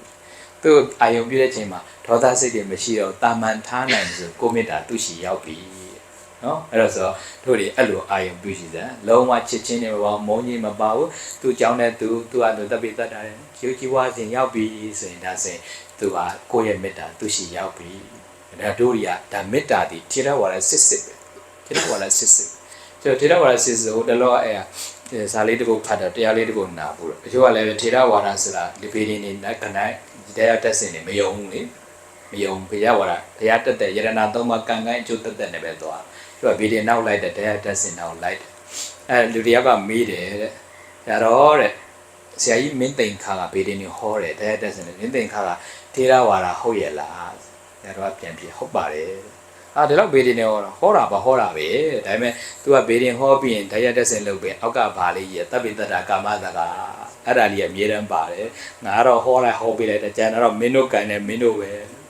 ဲသူလှုပ်ထုံးလိုက်ဟောပေးလိုက်တာဒါပေမဲ့အမြဲတမ်းတပ်ပိတ္တကာမတက तू ကန်နေ तू သွားမှာပဲဆိုတာဒါပါပြီးသားဆိုဟုတ်တယ်သာဝနေရခိခါလာအရာလောကတအရာလုတ်ပြင်မဲ့နောက်ဆုံးတော့ထေရဝါဒနဲ့တရားနဲ့အချုပ်ပါတပိတ္တ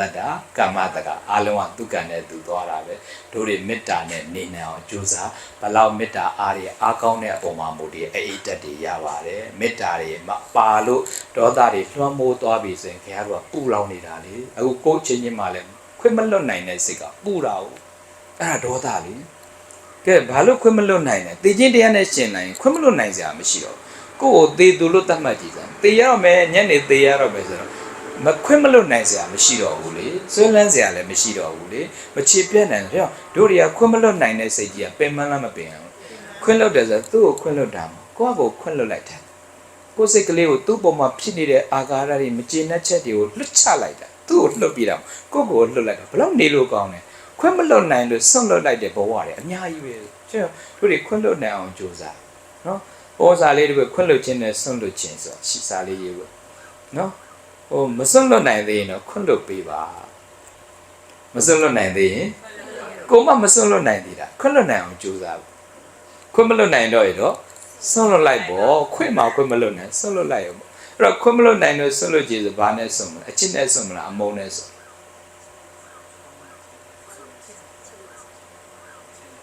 ရှင်းနေပဲစွန့်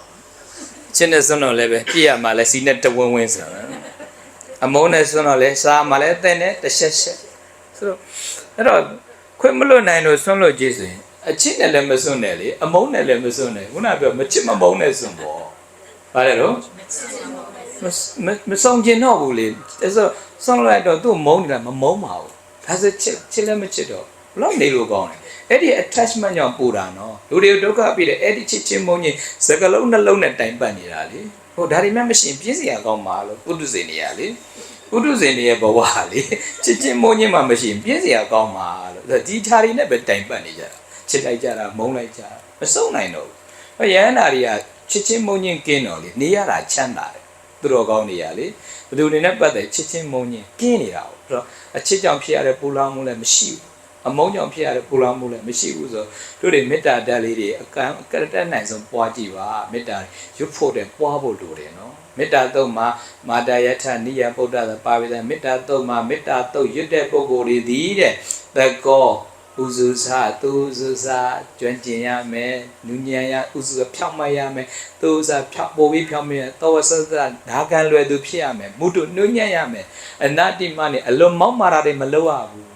ဆိုတော့ဒီ15ချက်လောက်ရှိတယ်အဲ့ဒီမေတ္တာပွားတဲ့ပုဂ္ဂိုလ်တွေပြည့်စုံရမယ့်အချက်လေးတွေအဲ့မေတ္တာသုံးပါပါဒါဆိုရင်ဒီຢာတွေပြည့်စုံမှပွားမယ်ဆိုရင်တော့ခင်ဗျားတို့ဘယ်ပြည့်စုံမလဲပွားရင်းနဲ့ပြည့်စုံလာတာဟုတ်ပေါ့လားပိုရင်းနဲ့အဲ့ဒါကြီးကျွတ်ကျင်လာတယ်ပိုရင်းနဲ့တက်ကောကျွတ်ကျင်လာတယ်ဥစုဖြောင်းမှတ်လာတယ်သူစုပိုပြီးဖြောင်းမှတ်လာတယ်နော်မုဒုနုညံ့လာတယ်အနတ္တိမနိမမောက်မာတော့ဘူး မေတ္တာတွေတကယ်အားကောင်းလာရင်မမောက်မှာတော့ဇာတိပြည့်မှာပွားဖို့တဲ့ပွားရင်းနဲ့ပြည့်လာတဲ့အကျင့်ကိုသွားရတယ်ဒါဆိုရင်တို့ပြည့်လာပြီလေအဲ့ဒါဘဝမှာနေတတ်ထိုင်တတ်အဲ့ဒါအရေးကြီးဒါကြောင့်ဘဝမှာတို့တွေတရားနဲ့ဖြည့်တတ်တဲ့အလေးကျင့်တရားလေးတစ်ခုနဲ့နေတတ်တဲ့အလေးကျင့်လုပ်ဖို့ဆိုရင်ခုနကဗုဒ္ဓနုတ္တိနဲ့မေတ္တာဘာဝနာကိုပွားပါဝိပဿနာကတော့အထူးလုပ်ဖို့ကတော့ခုနကအိပ်ရတဲ့ဝင်တဲ့ကြံတဲ့ချိန်အလုံးရှုပ်တဲ့လူသားတွေဖြစ်တဲ့အတွက်ကြောင့်ဒီရတော့တရားမှတ်ဖို့အချိန်မရဘူးဗျာတော့သေဖို့အချိန်တော့ရပါမလားပေါ့ဆိုတော့အဲ့ဒါဆိုတော့အိတ်ခန္ဒီအိပ်ရတဲ့ရောက်ရင်တော့ခုနကခေါင်းပေါ်ခေါင်းချလိုက်တာနဲ့အသက်ကလေးကိုတိပြီးရှူတဲ့အလေးကျင့်တဲ့ဝင်နေထွက်လေးမှတ်ပြီးအိပ်ပါကောင်းကောင်းလိုက်အိပ်ပျော်တယ်ကောင်းကောင်းလိုက်နိုးထားတယ်အိပ်ပျော်နေသိသွားတယ်ဒီစိတ်နဲ့အကျိုးပေးမှာပါပဲเนาะအဲ့ဒါဆိုတော့အိတ်ခန္ဒီမှာတခြားအတွေ့အဘာမှမပါဘဲနဲ့ဝင်လေထွက်လေတွေမှတ်ပြီးအိတ်တက်တဲ့အလေးကျင့်လုပ်ရင်ဘဝထဲမှာဓမ္မတွဲတဲ့သဘောပါပဲဆိုတော့ဘဝနဲ့နေထိုင်မှုမှာဒီဟာလေးအချက်၃ချက်ကို highlight လုပ်ပြီးတော့ပြောပါတယ်เนาะပြန်ပြောမယ်ဘဝမှာတချို့ကိစ္စတွေမှာအကြိုက်တွေနောက်ကိုသိမလိုက်ကြပါတော့နဲ့เนาะဘဝနဲ့နေထိုင်နံပါတ်2ကချစ်ချင်းမုန်းခြင်းတန်ရောစဉ်တွေကိုလျှော့ပါနံပါတ်3တရားတစ်ခုခုနဲ့နေပါဒါဆိုရင်ဘဝရဲ့နေထိုင်မှုကအဆင်ပြေပါပြီကဲဆိုချက်ဘဝဆိုတာခဏပါလွတ်ချတဲ့နာလွတ်ချပါဘဝဆိုတာခဏပါဆွန်လွတ်တဲ့နာဆွန်လွတ်ပါဘဝဆိုတာခဏပါလက်ခံတဲ့နာလက်ခံပါအနေစာတိတဘာဝေမမြဲခြင်းအနေစာသဘောဆင်းရဲခြင်းဒုက္ခသဘောကိုယ်အလိုတိုင်းမဖြစ်ခြင်းအနတ္တသဘောတွေနဲ့အဘိနာပฏิပိလနတ္တအမြဲမပြတ်ဆက်ဆံ၍နေတတ်တဲ့အတွက်ကြောင့်နေသာရတအနိတရရှာမရသောဣမတဇီဝိတတအသက်ရှင်၍နေရတဲ့တရင်ကဘဝအခိုက်အတန့်ရဲ့သာရောနာမတန်ဖိုးဆိုတာကဘာဝနာတရားအတိဘာဝနာလေးနဲ့ညီပြီးတော့နေခြင်းပါပေ၏တတမထို့ကြောင့်အပမဒေနမမိတ်မလျော့မပေါ်မဆတဲ့တတိတရားနဲ့တမ္ပါဒိဋ္ဌကိုစီကိုငါအတိတရားလေးတွေကပြီးတော့နေရတဲ့ဘဝအခိုက်အတန့်မှာလွတ်ချတဲ့အရာတွေလွတ်ချနိုင်အောင်ကြိုးစားဆွံ့လွတ်တဲ့အရာတွေကိုဆွံ့လွတ်နိုင်အောင်ကြိုးစားလက်ခံတဲ့အရာတွေကိုလက်ခံနိုင်အောင်ကြိုးစားပြီးတော့မိမိတို့ရဲ့ဘဝနေထိုင်မှုကိုတရားလေးနဲ့တွဲပြီးနေထိုင်နိုင်အောင်ကြိုးစားတိဆောက်ကြရမယ်ရဲ့လို့ပဏိတေဟိဖျားဆာရှိတဲ့အရိယာရှင်ကောင်းအရှင်မြတ်တို့ကဟောစတိကောင်းစွာမသွေမိန်ကြတော်မူလိုက်ပါပေတည်း